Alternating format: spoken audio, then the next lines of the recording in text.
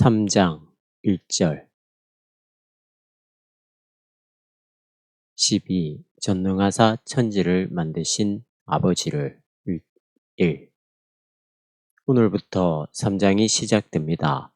우리의 강의 숫자로 하면 제12강이 되겠습니다. 3장의 제목은 전능하사 천지를 만드신 아버지를 입니다. 1장은 나는 믿습니다.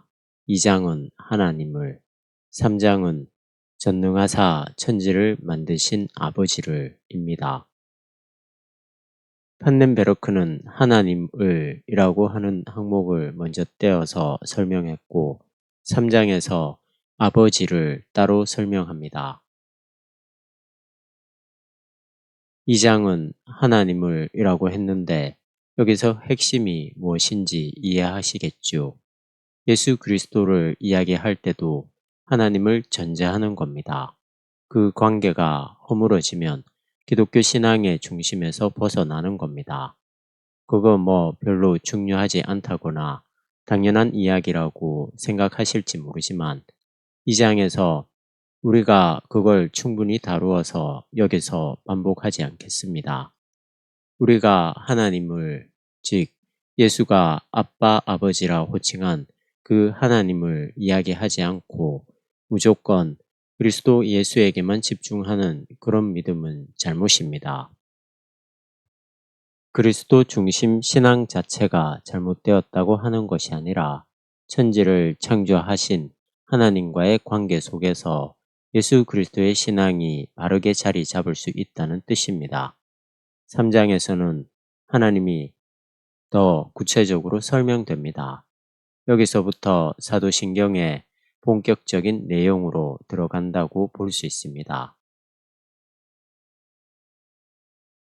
인간이 자신의 인간적 실존에서 다소간 의지하고 있는 무한한 현실성이 하나님이라고 한다면 이 현실성은 이로써 동시에 인간적 본질이라는 특색을 지닌다.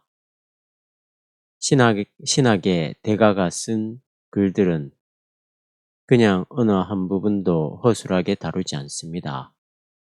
꼭 필요한 용어를 통해서 신앙의 중심을 우리들에게 설명하고 있는 것이죠. 무한한 현실성이 무엇인지를 생각해 보십시오. 우리가 어떤 방식으로도 인식 안에 가두거나 범주화할 수 없는 현실성입니다.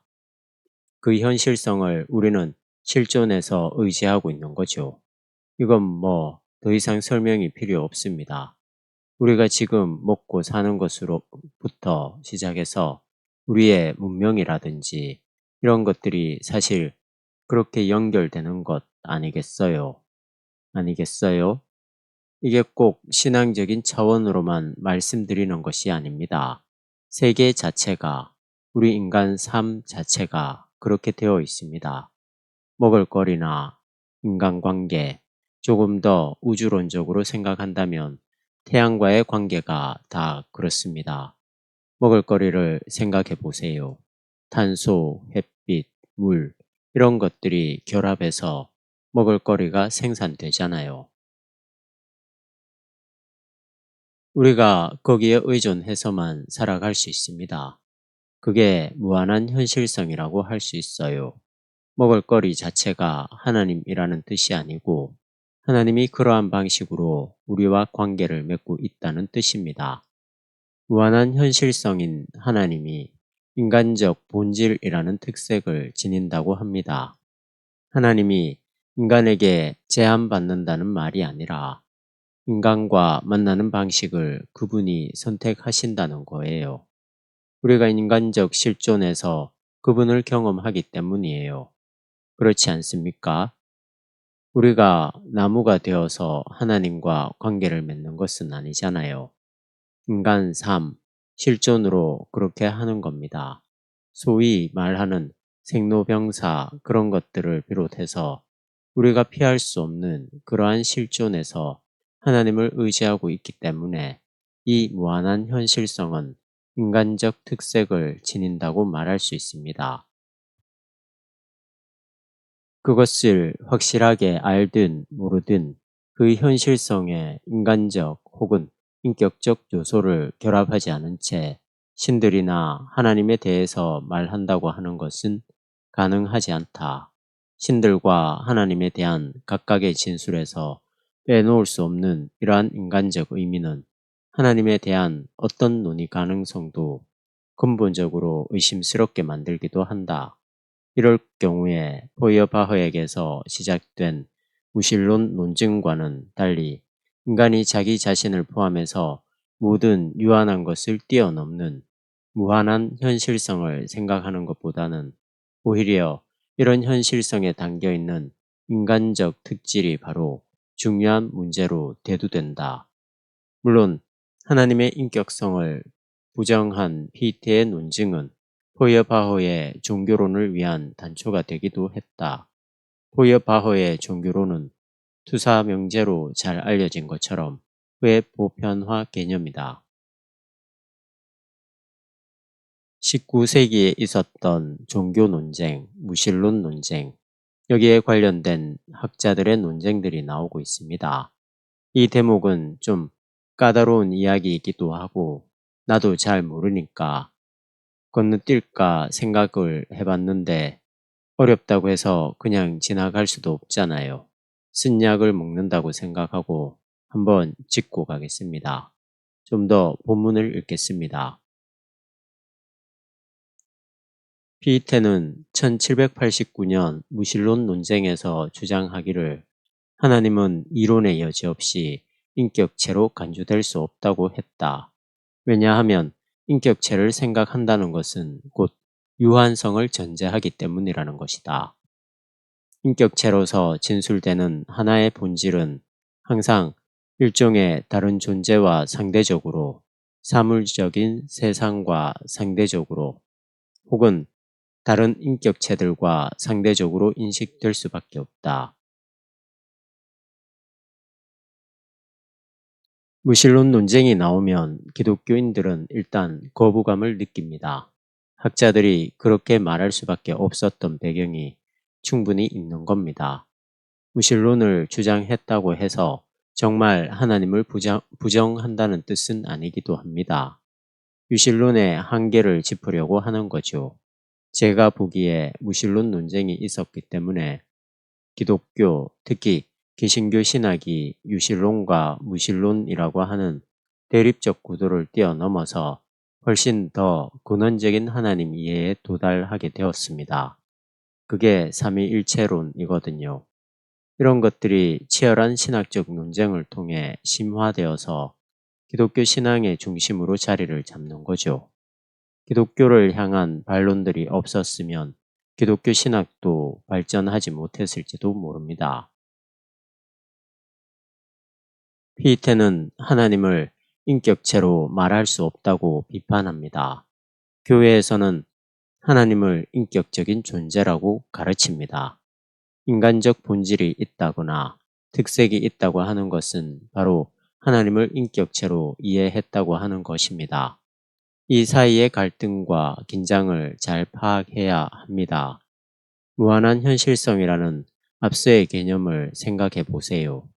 무한한 현실성 또는 폴 틸리의 궁극적 관심을 인격적이라고 말하기는 힘든 거잖아요. 무신론 논쟁에서 이게 문제가 되고 있어요. 그러니까 하나님을 우리가 인격적인 분으로 이해하고 경험하고 그런 식으로 말하지만 자칫 인간적 자기 투사에 머물 수 있습니다. 판넨베르크는 이런 논쟁의 갈래를 지금 설명하고 있는 중이에요. 인격체는 늘 그렇게 관계 속에 있는 상대적 존재인데 어떻게 무한한 현실성이라고 말할 수 있겠느냐 하는 거죠. 조금 더 가보겠습니다.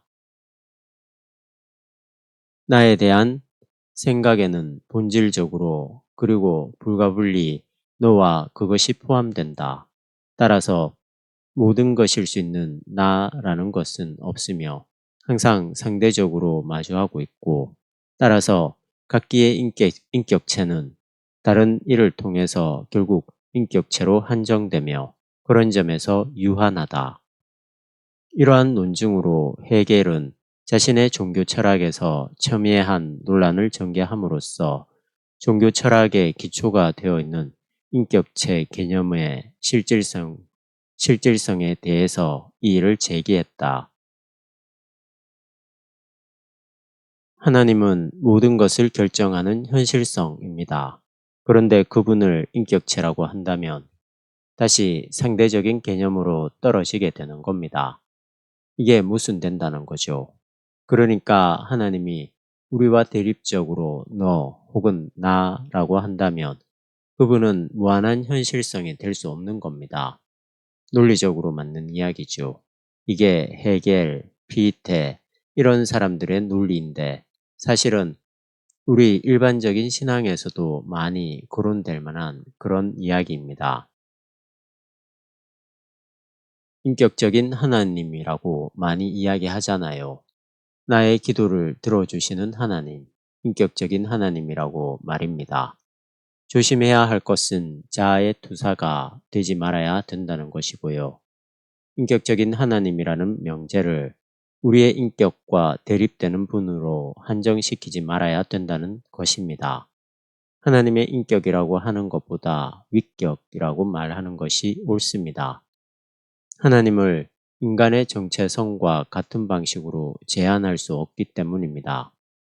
우리가 동시에 그분을 상대해서 그분을 향해서 기도할 수 있다고 하는 것이 모순처럼 보일 수도 있지만 더 근본적인 차원에서 기독교의 독특한 하나님 인식입니다.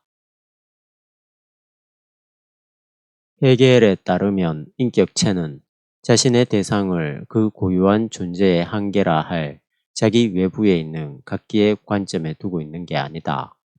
오히려 그 대상에 연관되어 있는 게다가 그 대상에 직면해서 자기를 포기하며 또한 타자에게 들어가는 것이 바로 인격의 본질이다.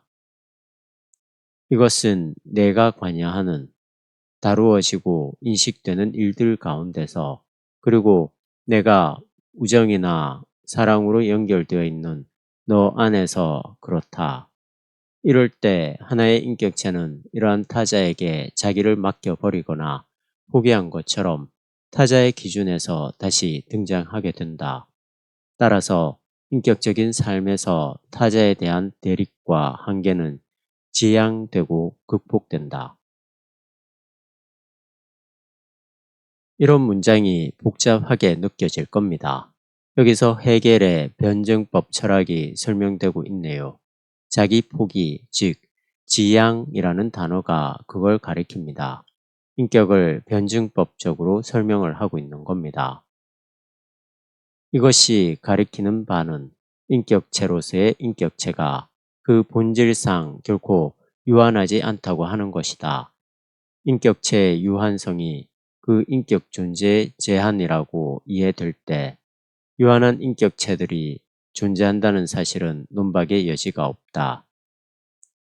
사실상 인간적인 인격 존재의 유한성은 우리 타자와의 그것과의 그리고 너와의 대립을 오직 부분적으로만 극복한다는 사실 그리고 우리가 부분적으로만 타자와 일치할 수 있다는 사실에서 드러난다. 이런 한에서 그 유한한 인격체는 완전한 의미에서의 인격체는 아니다. 인격체로서의 인격체는 우리가 헤겔의 생각을 따른다고 할 때 무한할지 모른다. 인격성은 이제 더 이상 하나님의 무한성을 부정하는 규정이 결코 아니다. 이해하기 까다롭지요. 인격체면 인격체지. 인격체로서의 인격체는 또 무슨 뜻인지요? 원서에는 디페로존, 알스페로존이라고 되어 있습니다. 인간이라고 하는 것과 인격체라고 하는 것이 우리에게 뉘앙스가 다르잖아요. 그걸 어떻게 번역을 해야 할지 좀 까다롭습니다. 어쨌든지 여기서는 피테와 헤겔의 논쟁이 설명되고 있는 중입니다. 피테가 조금 더 앞서 있었던 사람인가요? 시대가 비슷하죠. 관념주의 철학자들이니까요. 피테, 셸링, 헤겔은 모두 비슷한 시기에 활동했습니다. 18세기 말에서 19세기 초까지 활동한 사람들이죠. 피테는 인격적이 결국은 늘 무한할 수 없다. 늘 너와 나의 대립이라고 하는 관계로 규정하니까 유한하다. 따라서 하나님에게 맞는 개념이 아니다. 하고 말하는 겁니다. 인격적인 것들이 대립되어 있으니까요. 부부 사이에도 인격들이 대립되어 있잖아요. 인격이 하나가 아니잖아요. 이런 겁니다. 피테에게는 이것이 결국 유한하다고 전제한다면 헤겔에게는 이런 것들이 지향되고 극복된다고 하는 겁니다. 인간은 이런저런 방식으로 무한자를 계속적으로 인격적인 존재로 인식해 나간다. 이 무한자에 대한 인격적 해석은 종교에 드러나 있는 것과 같이 신적 인격성에 대한 철학적 논의에 의해서 여전히 상당하게 소외되어 있다. 이런 논의는 독일 관념주의에 의해 견인되어 온 것이다. 더구나 인격성에 대한 명시적 개념이 종교 세계의 어떤 곳에서나 기대될 수 있는 것은 아니다. 그렇지만 거의 모든 종교들은 그들이 하나의 신이나 많은 신들을 알고 있을지 모르지만 현존의 실제적 기초가 인격성으로서 경험된다는 사실과 상호적 관계를 갖는다. 모든 현실성의 기초에 있는 이러한 인격체성은 사건에 작용하는 능력이 완벽한 비밀로서 그러나 완전하게 통찰될 수 없는 것으로서 경험되었다는 사실과 연관된다. 인격적인 존재라는 단어에서 우리는 기독교 신앙이 타 종교와 구별되는 부분을 확인할 수 있습니다. 불교에서는 인격 같은 것은 별로 중요하지 않죠. 기독교에서는 하나님의 절대적이고 무한한 초월적인 성격을 확보하면서 인격적인 존재로 인식해 간다는 특징이 있습니다. 두 부분을 잘 붙들고 나가 보십시오. 자칫하면 하나님을 인격적으로 말하는 것은 유치하다. 어린아이들이 아버지나 할아버지를 무조건 절대자로 인식했던 것처럼 서유럽 사람들이 하나님을 그런 방식으로 한 것 아니냐. 그건 철부지와 같은 어린아이들에게 필요했던 거지. 이렇게 성인이 된 고상한 사람들에게는 인격적인 그런 하나님으로서는 좀 맞지 않는다고 말할 수 있습니다. 또는 아버지 하나님, 인격체 하나님을 자연 원리, 기, 도 정도로 말을 해도 되지 않느냐고 약간 비판적으로 볼 수 있습니다. 그러한 부분들이 기독교 역사에서 많이 나타났기에 그 비판이 맞긴 합니다. 유아적인 신앙 말이죠. 노이로제 현상과 비슷한 일들이 기독교 안에 많이 일어났기 때문에 철학자들이 그렇게 비판하는 것을 무조건 우리가 근거 없다고 말할 수 없는 거죠. 그러나 인격으로서의 하나님을 신뢰한다는 것은 유아적이라거나 성숙하다는 차원을 떠나서 본질적인 문제입니다. 무한한 현실성을 인격체로 인식해 나가는 종교 현상, 종교 경험, 신앙이라고 하는 것이 그렇습니다. 하나님의 인격이라는 말은 아버지가 아들의 요구를 들어준다는 차원이라거나 우리 인간과 비슷한 심정을 갖고 있다는 것이 아니라 그분이 그분만의 고유한 방식으로 우리와 관계를 맺는다고 하는 사실에 대한 신학적 해명이라고 할 수 있습니다. 우리의 인격하고 하나님의 인격과는 전혀 다른 차원입니다. 우리가 무한한 현실성이신 하나님을 인격체로 경험한다는 것은 인간의 생물학적 현상으로부터 인간 역사와 우주에 이르는 모든 것에 작용하는 능력이 우리의 통찰을 뛰어넘는다는 의미입니다. 오늘을 살아가는 사람들로서 우리는 자연의 능력을 최소한 원리적으로 항상 통찰할 수 있거나 계산할 수 있으리라고 생각한다. 따라서 우리는 자연을 결코 그 어떤 인격적 능력으로 다루려고 하지 않는다. 그저 기계적인 능력만을 생각하거나 아니면 그런 기계적인 것과의 유기적 능력들만을 생각한다. 인간만이 그 본질의 궁극적인 중심으로 계산될 수 없는, 마음대로 처리될 수 없는 존재가 된다. 그리고 오직 그런 이유 때문에 인간은 여전히 인격체가 된다. 그러나 우리를 둘러싼 세상에서 사건의 외견만이 계산될 수 있고 마음대로 처리될 수 있는 것이 아니지 않는가 하는 점을 질문해야 한다. 인간들이 여러 점에서 심리적으로 통찰될 수 있고 다루어질 수 있는 것처럼 말이다. 세상과 자연을 단순히 기계적인 어떤 것으로만 여기는 것은 인간을 심리학의 원리 안에서 읽어보려고 하는 것과 비슷합니다. 인간 생명은 심리 현상으로 다 해명이 되지 않습니다.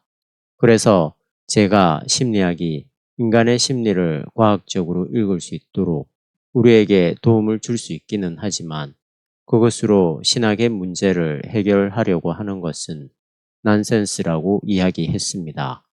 가능한 대로 상담학 같은 것들은 전문가들에게 맡기는 게 좋습니다.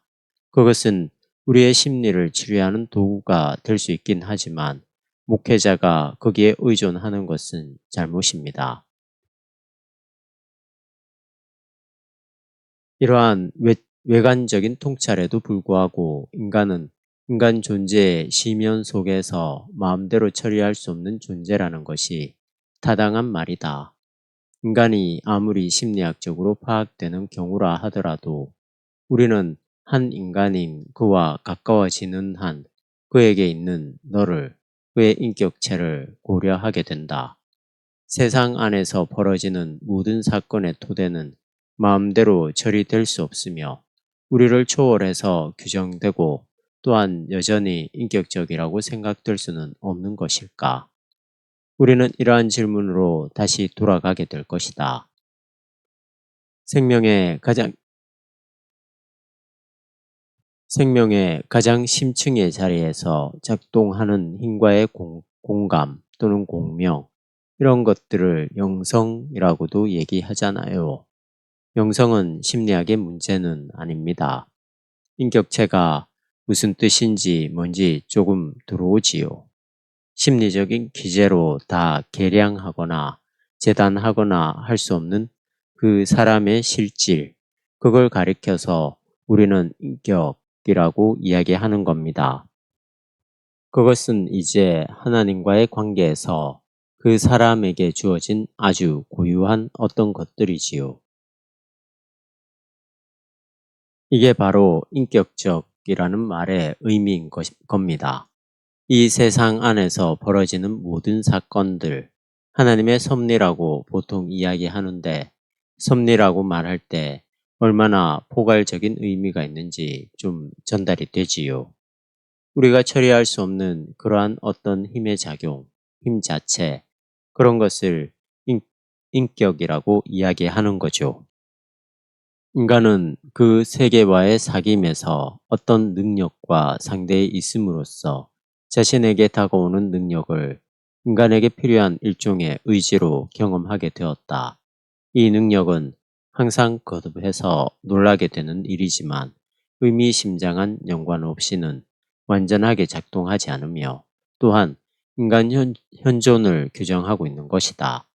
그 능력이 완전하게 통찰될 수 없음에도 불구하고 그 능력에 대한 당혹감이 인간과 그 생명세계를 향한 인간 의지의 한 경향을 인식할 수 있게 한다고 하는 점에서 신적 인격성의 경험은 이런 능력에 대한 종교적 기초 경험의 토대를 둘 수 있다. 이해가 되시죠? 완전하게 통찰될 수 없지만 그 능력이 경험은 되는 거예요. 모세가 호렙산에서 불붙은 가시 떨기 현상을 보고 어떤 거룩한 체험을 했던 것처럼 말입니다. 성서에는 그런 일들이 수없이 나오고 있습니다. 그게 하나님을 인격적으로 경험하는 거죠. 그분이 우리와 상대하는 거죠.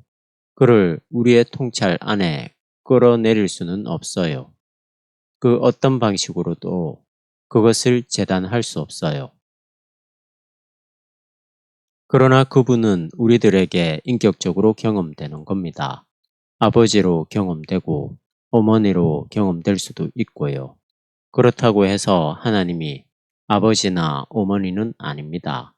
하나님은 하나님의 고유한 방식으로 그분의 페르소나로 우리 인간을 향해서 인간적인 방식으로 대화를 하시는 거죠. 그렇게 만나시는 거죠. 이렇게 의지할 만한 능력의 숫자가 많다고 생각한 여타 민족들과 달리 이스라엘 사람들은 고대로 올라갈수록 훨씬 분명하게 모든 사건을 통해서 유일한 하나님 그리고 시내산에서 경험한 여호와의 능력적인 의지를 신뢰했다. 이 부분에서 키다리 아저씨라고 하는 동화책이 생각나네요.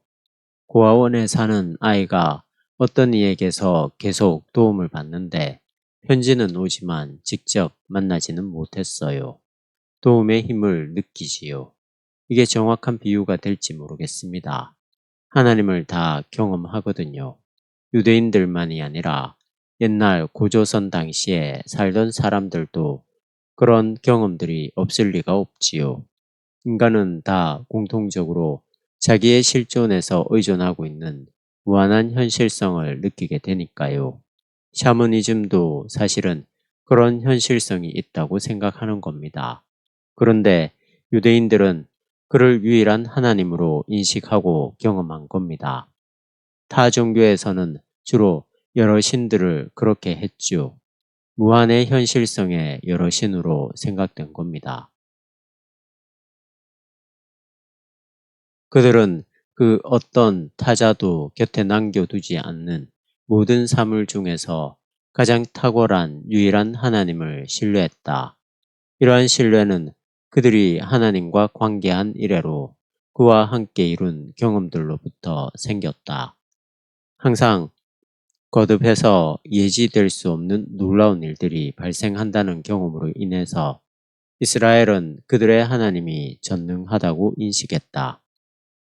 이로써 이 하나님은 사물의 현존적 질서의 권한일 뿐만 아니라 그야말로 각기 우리의 사유 능력을 뛰어넘어 모든 것을 가능하게 하는 현존 질서의 변화가 그에게 의존되어 있다는 점이 주목되었다. 아브라함, 이삭 등의 족장들로부터 시작해서 모세와 광야와 가나안을 거치는 과정에서 하나님이 유일한 분으로 모든 것이 의존할 수밖에 없는 분인 여호와로 인식된 거죠. 어떻습니까? 신학자들의 통찰이 놀랍죠. 전능성을 우리는 단순히 모든 것을 다 안다는 식으로만 얘기하지만 신학자들은 그 근본을 꿰뚫고 있잖아요. 알 수 없는 어떤 일들이 우리들에게서 발생한다고 하는 경험이 바로 하나님의 전능에 대한 신앙으로 나간 겁니다. 이런 것은 이미 다 성서에 있는 이야기들이에요. 유대인들의 신적 경험과 통찰과 그 인식과 그 표명들은 참 놀라운 거죠. 다른 종교들과 뚜렷이 대별된다고 볼 수 있습니다. 물론 그것이 어느 정도로 구별되느냐 하는 것은 두 번째 문제고 그들은 분명히 현존 질서의 변화가 그에게 의존되어 있으니 하나님 앞에서 쓸데없이 아는 체 하지 말라는 이야기죠. 욥과 그 친구들과의 대화도 결국은 그러한 이야기입니다. 인간에게 내리는 재앙들은 믿음이 없고 죄를 지은 사람에 대한 하나님의 징벌이라고 말하려 했었던 그 친구들이나 나는 아무 죄가 없다 하고 생각했던 욥이나 근본에는 도달하지 못한 겁니다. 그러한 논의들은 하나님 앞에서 무의미한 겁니다. 인간 삶의 모든 것이 전적으로 하나님에게 의존되어 있다고 하는 점이 유대인들에게서 주목되었습니다. 그에게는 못하실 일이 없다. 예레미야 32장 17, 27절. 신적 전능이라는 사상은 이런 형태에서 특별히 이스라엘적이다. 이런 사상은 무엇보다도 모든 헬라적 신 이해와 구별되며 오히려 잘 알려진 그러나 한 번도 유일신이지 않았던 수메르와 바벨론의 신성 쪽에 가까웠다. 이러한 표현들이 사실 그렇게 간단한 게 아니라고 하는 것을 이해하시겠죠. 성서의 진술들은 세계를 꿰뚫어 보고 수많은 논의의 과정을 통해서 엑기스처럼 집약된 하나님의 말씀인 겁니다. 못하실 일이 없다. 이런 것을 설교한다고 해서 무조건 사람들에게 하나님의 전지전능을 말한다고 해서 설득은 안 되잖아요. 그게 무슨 의미가 있느냐는 것을 우리가 알아야 하니까 지금 우리의 공부가 중요합니다. 우리의 사유 능력을 뛰어넘어 모든 것을 가능하게 하는 세계 질서의 변화로 우리의 신앙적 안목들이 열려야 되는 거죠. 사도신경의 헬라적 전 형식에서 하나님의 전능에 대한 신앙 고백은 헬라 신의 칭호인 판토크라토르, 즉 모든 것의 주라는 칭호를 통해서 표현되었다. 이 주는 경우에 따라서 헤르메스처럼 헬라 신들에게 덧붙여졌던 것이다. 그러나 이 단어는 유대교적, 기독교적 전승의 구약성서적 헬라어 번역을 통해서 이미 오랫동안 자연스럽게 주 판토크라토르와의 연관 가운데서 구약 성서적 하나님 이름인 만군의 주 여호와라는 명칭으로 다시 주어졌다. 여기서 이 번역이 가리키고 있는 바는 얼마나 자주 야훼의 무제한적 능력이 유대적 신앙의 중심에 속했는가 하는 점이다. 그 당시 얽히고 설킨 타 종교와의 관계에서 하나님의 이름이 서로 영향을 주었다는 겁니다. 유대인들은 계속 하나님의 전지전능한 능력, 그리고 현 질서의 변화를 가능하게 하는 힘의 원천들을 신앙의 중심으로 생각했습니다. 그래서 주변에 있었던 판토크라토르 이런 신 이름까지도 수용했다는 겁니다. 하나님에 대한 그들의 아주 고유하고 집중적인 생각들이 거기에 담겨 있습니다. 사도신경에 언급된 하나님의 전능은 기독교 신앙의 하나님이 이스라엘의 하나님과 일치한다는 점을 가리킨다. 그에게는 못하실 일이 없다는 이 언급은 죽은 자로부터 이루어진 예수의 부활을 통해서 기독교인들에게 새롭게 증명되었다. 그러나 하나님의 전능에는 그가 만물의 창조자라는 사실이 이미 내포되어 있었다. 세계 창조가 명시적으로 암시된 진술을 통해서 만군의 주이며 전능자인 하나님에 대한 신앙 고백을 다시 언급하는 것은 전능이라는 사상이 이미 무엇을 내포하고 있는지를 의미한다. 그가 전능자라고 한다면 가시적 세계인 땅만이 아니라 불가시적 세계인 하늘도 역시 그의 창조 행위이다. 전지전능한 하나님에 대한 유대인들의 이해가 기독교 신앙에 그대로 들어온 거죠. 하늘과 땅을 창조하신 하나님을 그들이 바라본 겁니다. 하늘까지도 하나님의 창조 행위로 인식하게 된 거지요. 이런 인식론적 태도가 실질적으로 우리의 삶에 녹아들어야 합니다.